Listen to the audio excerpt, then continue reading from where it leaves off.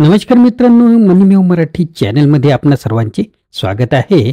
तुम्ही शेअर मार्केटमध्ये गुंतवणूक करता, मोठा नफा कमवता, पण कधी तुम्ही विचार केला आहे का की तुमच्या प्रत्येक व्यवहारातून सरकारही मोठा महसूल कमावतंय? हो, अगदी प्रत्येक व्यवहारावर capital gain tax, securities transaction tax आणि स्टॅम्प ड्युटी सारख्या मार्गांनी केंद्र आणि राज्य सरकारे कशी कमाई करतात याचा तुम्हाला अंदाज आहे का?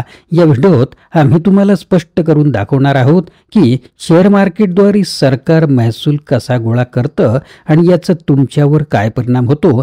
चला जाणून घेऊया सरकारच्या या महसूल यंत्रणेचा अर्थशास्त्रीय खेळ जो तुमच्याशी संबंधित आहे. मित्रांनो, आजच्या व्हिडिओत अत्यंत महत्त्वाचे मुद्दे जे आपण कुठेच ऐकले नसतील ते मी मांडणार आहे, जसे की शेअर मार्केटमधील प्रत्येक व्यवहारावर सरकार कसा महसूल गोळा करते, कॅपिटल गेन टॅक्स आणि सिक्युरिटीज ट्रान्झॅक्शन टॅक्स यामध्ये काय फरक आहे आणि ते सरकारला किती महसूल मिळवून देतात, शेअर ट्रेडिंगवर राज्य सरकार स्टॅम्प ड्युटीद्वारे किती कमाई करते, कंपन्यांकडून डिव्हिडंड, IPO किंवा FPOच्या माध्यमातून सरकार कशा प्रकारे नफा मिळवते, शेअर मार्केटमधील गुंतवणूक आणि कर रचनेचा गुंतवणूकदारांवर आणि सरकारवर नेमका काय परिणाम होतो. मित्रांनो, आपण जर चॅनलवर नवीन असाल तर चॅनलला सबस्क्राईब करायला विसरू नका आणि या मागील व्हिडिओ जे अत्यंत महत्त्वाचे आहेत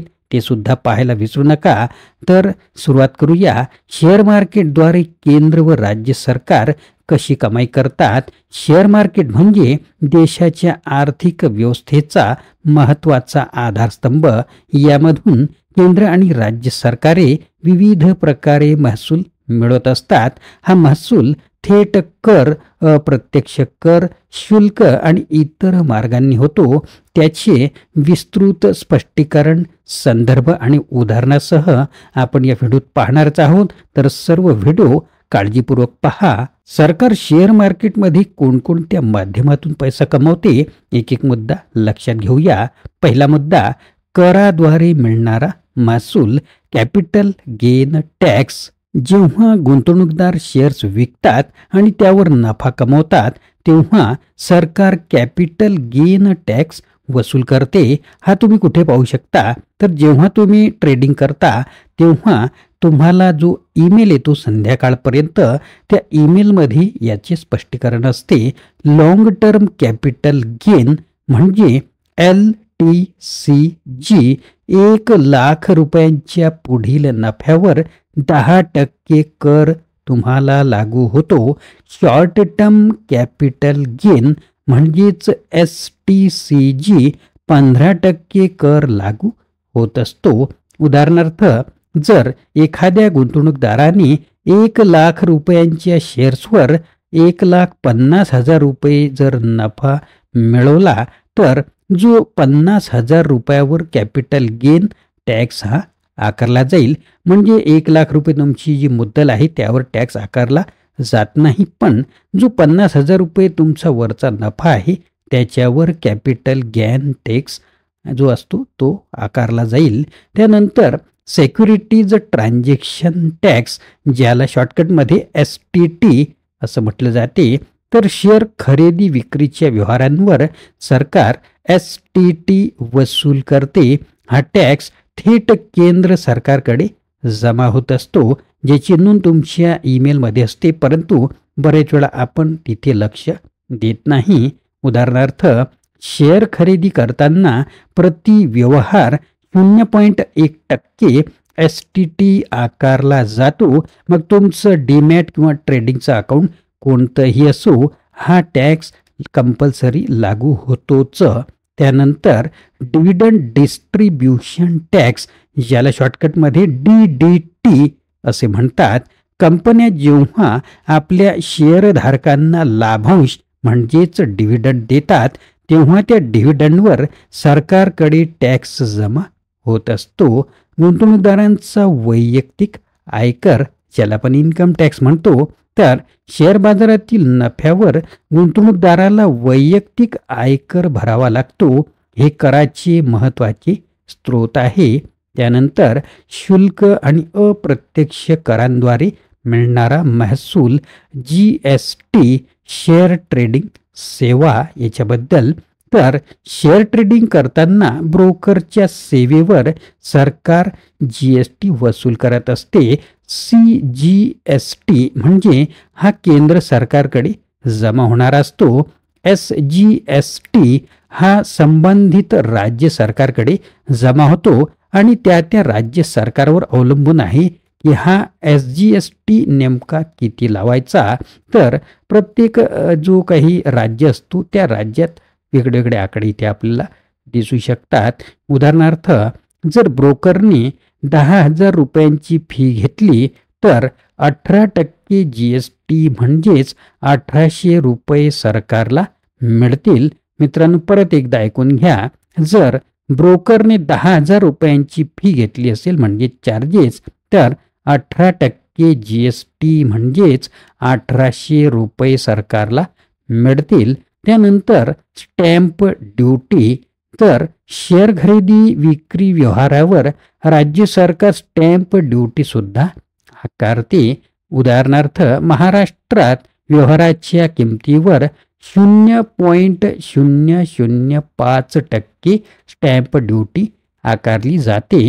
हे तुम्हाला तुमच्या ईमेलमध्ये दिसून जाईल जेव्हा जेव्हा तुम्ही ट्रेडिंग करसाल. त्यानंतर IPO आणि FPOच्या माध्यमातून कसा सरकार कमाई करते. तर जेव्हा कंपन्या IPO किंवा FPO मार्फत शेअर्स जारी करतात. मित्रांनो, तुम्हाला IPO माहीत असेल, परंतु FPO याचा संबंध हा म्युच्युअल फंडशी जो असतो तो याबद्दल वाटल्यास आपण वेगळा व्हिडिओ बनवू. तेव्हा सरकारला रजिस्ट्रेशन फी आणि स्टॅम्प ड्युटी ही मिळत असते. नंतर कंपन्यांकडून मिळणारा महसूल, ज्याला कॉर्पोरेट टॅक्स असं म्हटलं जाते. तर शेअर बाजारात नोंदणीकृत कंपन्यांना मिळणाऱ्या नफ्यावर केंद्र सरकार कॉर्पोरेट टॅक्स आकारत असते. 25% कॉर्पोरेट टॅक्सद्वारे कंपन्यांच्या एकूण नफ्यावर महसूल जमा होत असतो. नंतर डिव्हिडंडवरील कर. कंपन्या शेअरधारकांना जो डिव्हिडंड देताना केंद्र सरकारकडे डिव्हिडंडवर कर सुद्धा भरतात. इतर अप्रत्यक्ष मार्गाने महसूल कसा मिळतो. तर बाजार नियामक शुल्क. जर याला इंग्रजीत आपण काय म्हणतो तर रेग्युलेटरी फीज. तर सेबी म्हणजेच securities and exchange board of India विविध व्यवहारांवर नियामक शुल्क आकारते. ही रक्कम सरकारला नफा मिळवून देत असते. त्यानंतर विदेशी गुंतवणुकीवरील शुल्क, याला FDI फीज असं म्हटलं जाते.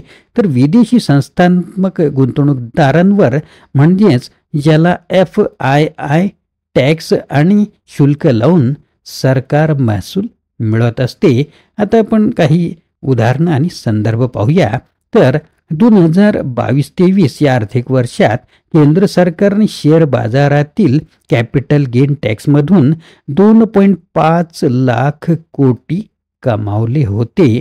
महाराष्ट्र राज्य सरकारने स्टॅम्प ड्युटी आणि ट्रेडिंग शुल्कामधून 10,000 कोटींचा महसूल जमा केला. मित्रांनो, हे जे काही मी बोललेलो आहे याचे संदर्भ तुम्हाला कुठे मिळतील तर सेबी अहवाल 2023 तुम्ही वेबसाईटवर हा पाहू शकता.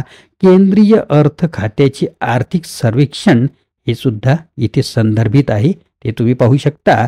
महाराष्ट्र सरकारचा स्टॅम्प ड्युटी अहवाल हा सुद्धा संदर्भ आहे, तो सुद्धा तुम्ही ऑनलाईन पाहू शकता.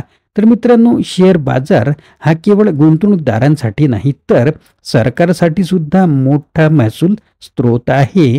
Capital gain tax, STT, GST आणि स्टॅम्प ड्युटी यासारख्या मार्गांनी केंद्र व राज्य सरकारे मोठ्या प्रमाणात उत्पन्न मिळवतात. त्यामुळे शेअर बाजाराची प्रगती ही देशाच्या अर्थव्यवस्थेच्या प्रगतीचेही संकेत आहे. तर मित्रांनो, अशा प्रकारे आपण अत्यंत महत्त्वाची जी माहिती आहे ती पाहिलेली आहे. तर शेअर मार्केटमधून सरकारच्या पाठबळासह कमाईचे रहस्य उलगडायचे आहे का? आजच्या या खेळून ठेवणाऱ्या भागात केंद्र आणि राज्य सरकार शेअर मार्केटमधून महसूल कसा वाढवतात याचा सखोल आढावा आपण घेतला. आर्थिक प्रगती आणि गुंतवणूकदार म्हणून तुमच्यासाठी होणारे फायदे कसे ते सुद्धा आपण याच्यातून पाहिलं आहे. तर मित्रांनो, अशाच प्रकारच्या माहितीपूर्ण व्हिडिओसाठी तुम्ही आमच्या संपर्कात राहा आणि व्हिडिओ आवडल्यास लाईक करा, शेअर करा आणि चॅनलला सबस्क्राईब करायला विसरू नका. पुन्हा भेटूया अशाच प्रकारच्या आगळ्या वेगळ्या व्हिडिओत. तोपर्यंत धन्यवाद.